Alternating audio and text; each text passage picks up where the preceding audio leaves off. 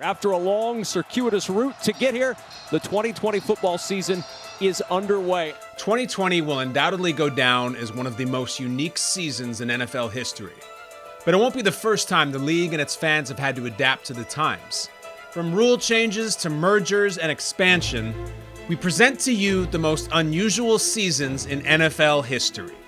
Rewind 88 years to one of the most pivotal moments we've gotten on the gridiron. It's a de facto 1932 NFL championship game. The Chicago Bears defeated the Portsmouth Spartans on a Bronco Nagurski jump pass to Red Grange. But here's the thing. At the time, you couldn't attempt to pass if you weren't at least 5 yards behind the line of scrimmage. That was the rule. The Spartans argued that Nagurski's score shouldn't have counted. But officials allowed the go-ahead touchdown, and in turn the NFL would legalize the forward pass from anywhere behind the line of scrimmage starting in 1933. It opened up the game drastically. Yow, and completed. Yes, sir. In 1932, NFL teams averaged 55 passing yards per game. That's it. After the subsequent rule change in 33, that number jumped up to 77 yards through the air. Packers quarterback Arnie Herber led the NFL with 45 passing yards a game in 1932.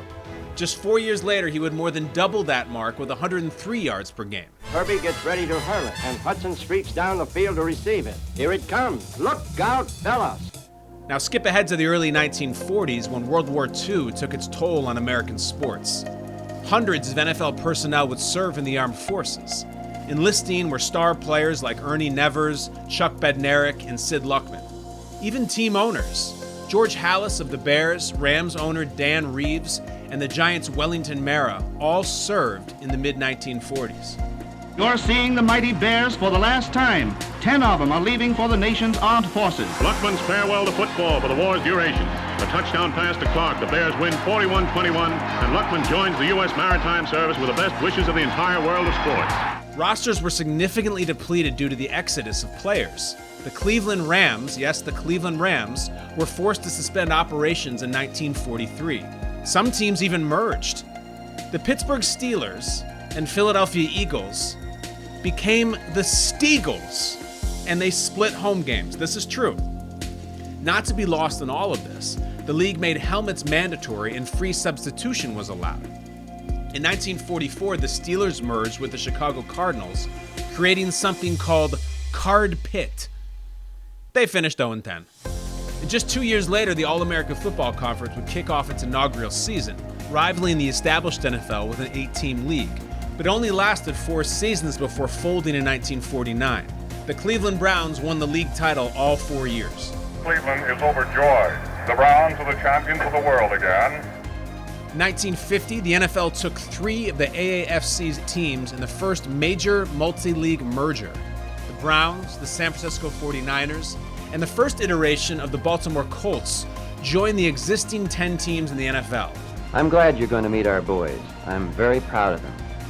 You'll find they're a typical, high-class, clean-cut bunch of young businessmen. Prior to joining, Cleveland challenged the NFL champ to an interleague title game each year. They were rejected on every occasion. At that time, the AAFC was widely regarded as a JV league compared to the NFL's powerhouses. But in 1950, Commissioner Bert Bell scheduled a special Saturday night season opener between the debuting AAFC champion Browns and the back-to-back NFL champion Eagles. It was on, and it was billed as the World Series of Pro Football, drawing a record 71,000 fans. The Browns had shocked the professional football world with a rude 35-10 jolting to the Eagles. Philly just had no answers for Cleveland's passing game as the Browns made an emphatic statement in their NFL debut. Paul Brown's squad went on to win the 1950 NFL Championship and played in 10 consecutive championship games from 1946 to 1955. Another upstart league formed a decade later when the AFL took off in 1960. Its teams delivered an exciting on-field product, while off the field it battled the NFL for TV rights and the nation's top college players. By the late 1960s, a merger was inevitable, and the two leagues combined in 1970. Perhaps one of the most difficult things was for the National Football League to determine what franchises would now join the new American Football Conference to even out the two conferences. The NFL ballooned from 16 franchises in 1969 all the way to 26 in 1970. The 10 AFL teams would be slotted in the new American Football Conference. Now with 16 teams in the NFC and 10 in the AFC, the NFL needed 3 teams to move conferences to balance out the league. Traditional powers like the Bears and the Packers wanted no part of realignment. So Commissioner Pete Rozelle offered $3 million to any team that moved to the AFC. The Colts said, "We'll take it." They went first. Then the Browns and Steelers eventually joined the AFC Central. The 10 original AFL teams won a combined 9-21-1 against the NFC in 1970. 1970 was a time for determination, a time of learning, and a time to grow. That season also saw the debut of Monday Night Football on ABC. It became an American fixture with a high-end production that featured more cameras, fancy graphics, and a 3-man announcing booth. The 1970 playoff field expanded from 4 teams to 8. The reigning Super Bowl champion Chiefs failed to make the postseason, while the Colts met the Cowboys in Super Bowl V. A very NFL-heavy start to the new merger. And he winds up and throws, intercepted by Blood at the 20. More than 45 years after Bronco Nagurski's jump pass, the NFL again took steps to open up the aerial attack. Mel Blount was so effective at jamming receivers that the league had to change its rules. Defenders were no longer able to make contact with the receiver 5 yards past the line of scrimmage. And Lee going high and deep for Sammy White, no good, a flag on the play. The passing game was revived as the league became more fan-friendly. In 1977, only 1 player averaged more than 200 passing yards per game. But by 1978, 5 quarterbacks were well over 200 a game. Ironically, the Steelers benefited the most of any team. Terry Bradshaw went on to win league MVP, throwing a league-high 28 touchdowns. And then he won Super Bowl MVP as Pittsburgh took home its 3rd of 4 titles in the decade. The first team in the history of the NFL to win it 3 times. In 1982, players went on an unprecedented 57-day strike, calling for 55% of the league's gross revenue. Sure, now there had been player strikes before, but nothing of this magnitude. We've lost half the season now with the cancellation of next week's games. We're very close to losing the 1982 season. By the time it was over, both sides agreed that the players would get a 5-year, $1.28 billion payout through 1986. The 82 schedule was shortened to 9 games, and a 16-team Super Bowl tournament was implemented to determine the NFL champion. If you think a 16-team Super Bowl tournament was strange, wait until you hear this. A kicker won the MVP. Yes, a kicker was the most valuable player. Washington's Mark Mosley took home the MVP award because he nailed 20 of 21 field goals. In fact, he actually missed more extra points than field goals that year. Running back John Riggins went on to power Washington to its first title in 40 years. He's gone! A couple seasons later, the NFL record books were turned upside down by a group of young stars. In total, 5 major single-season records were shattered. So what happened in 1984? Marino throws for a touchdown, and there's the record. Well, the 23-year-old phenom Dan Marino became the first player in NFL history to throw for 5,000 yards in a season. The Miami quarterback also broke the single-season record with 48 touchdown passes. Now, this is back in the 80s. Those touchdown passes, 48. Most yards gained, 5,084. Most passes completed, 362. Most 300-yard games with 9.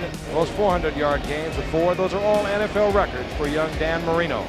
Marino's go-to receiver, Mark Clayton, set a record of his own. He finished with 18 receiving touchdowns in '84, passing the previous record of 17 held by 3 different players. Clayton scored in all but 2 games, breaking the record on a game winner in the final week of the season. He sets, fires the middle. Clayton's got it. 50, 45, he may go. 30, 25, 20, 15, 10, 5. Touchdown, Miami. Clayton has the new record. Meanwhile, Rams running back Eric Dickerson was running roughshod over the NFL. He was a freak.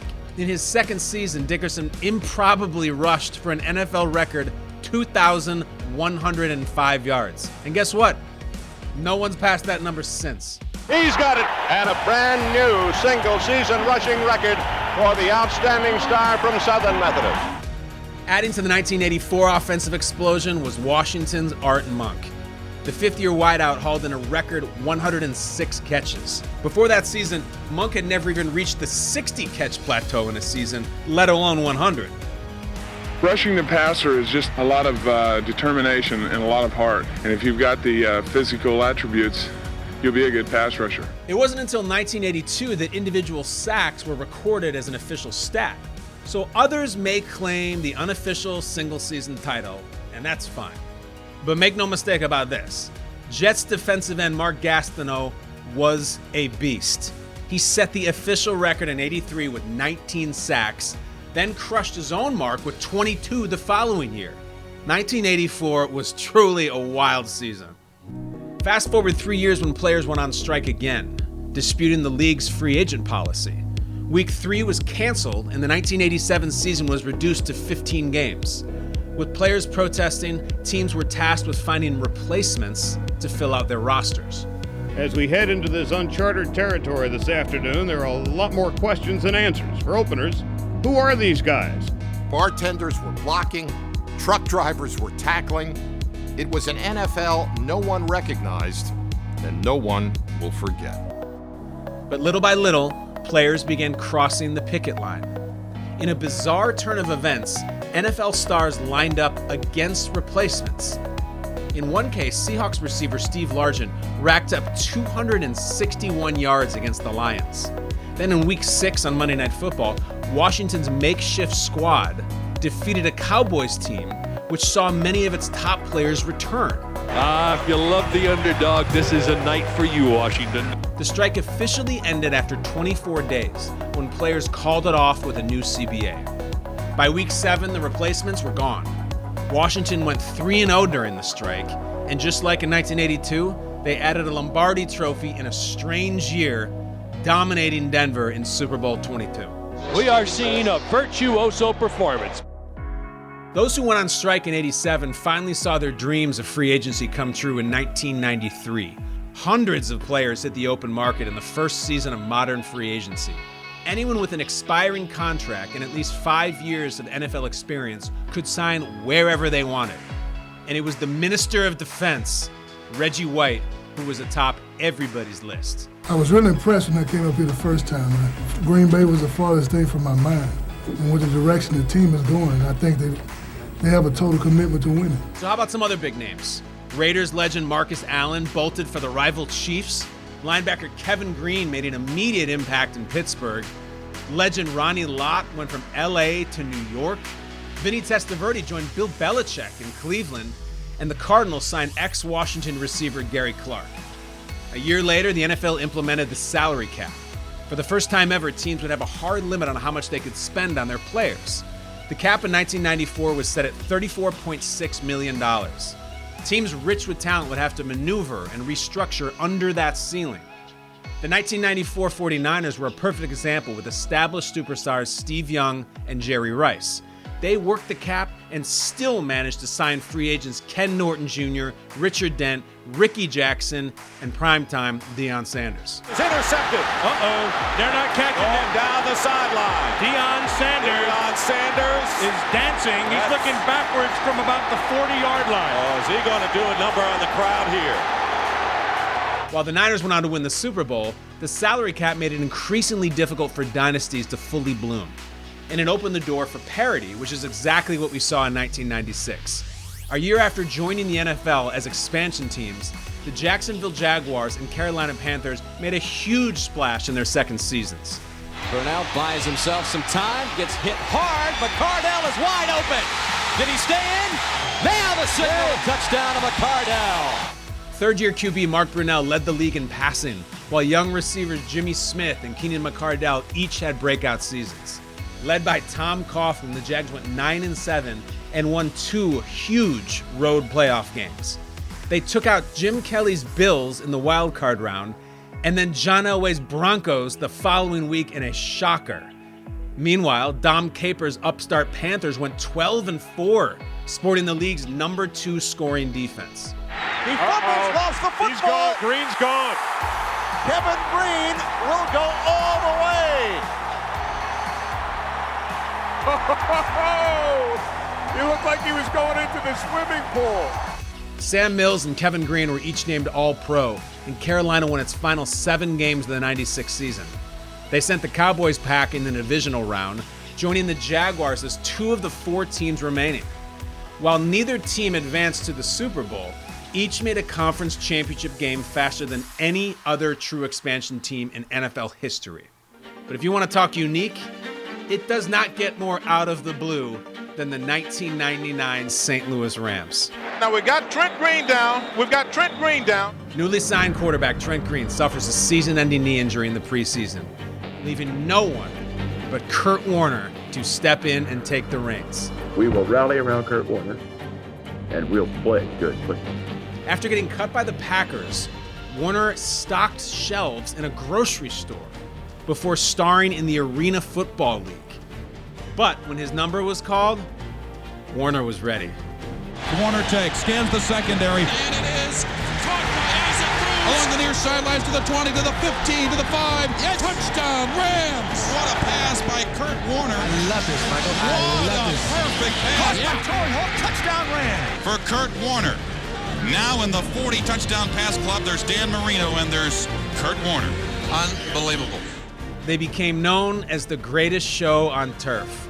Warner, Marshall Faulk, Isaac Bruce, and Torrey Holt set a new standard for offensive football. Warner miraculously won league MVP, leading the Rams to the greatest team turnaround ever, from 4-12 to 13-3. Dick Vermeil's squad made it all the way to Super Bowl 34 and won on the game's final play. It is caught by Dyson. Can he get in? No, he cannot. And the Rams have won the Super Bowl. 2 years later, tragedy struck the nation on September 11, 2001. Days later, Commissioner Paul Tagliabue postponed the original Week 2 slate of games and rescheduled them for the first weekend in January. After 12 days, teams made an extremely emotional return to the field.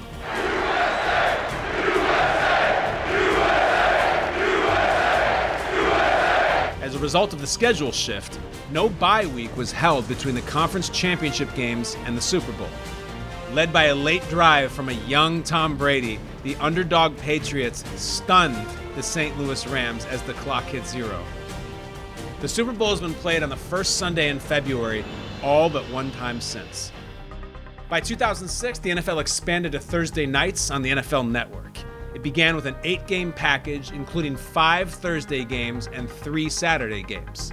While we'd seen the NFL on Thursday before, 2006 marked the beginning of a consistent Thursday night football schedule. And good evening. Welcome to Primetime Football on NFL Network alongside Chris Collinsworth. I'm Brian Gumble. Good to have you back, by the way. Thank you, sir. Throughout its run, Thursday Night Football is aired on NFL Network, CBS, Fox, Twitter, and Amazon, expanding to 18 games in 2020. A tumultuous, unprecedented offseason. Folks, it wasn't easy, but let the games begin. So how does a football season happen during a global pandemic? The league took drastic measures to mitigate risk due to the 2020 coronavirus. A canceled preseason, delayed training camp, and vigorous testing of all personnel. Still, dozens of players opted out of the season, citing uncertainty. Tonight's crowd will be 16, 17,000, somewhere in that area, and they are all spaced apart. Some stadiums had limited capacity. Others had no fans at all. Cheerleaders and mascots were barred from the field, as were sideline reporters and pregame shows. Post-game interviews from the locker rooms were also banned, all so a successful season could happen safely. So will 2020 be remembered as the most surreal year ever? When will the next grocery store clerk win the Super Bowl? And when are we finally going to see another kicker win MVP? Everybody, here's to making the most of a very unique season.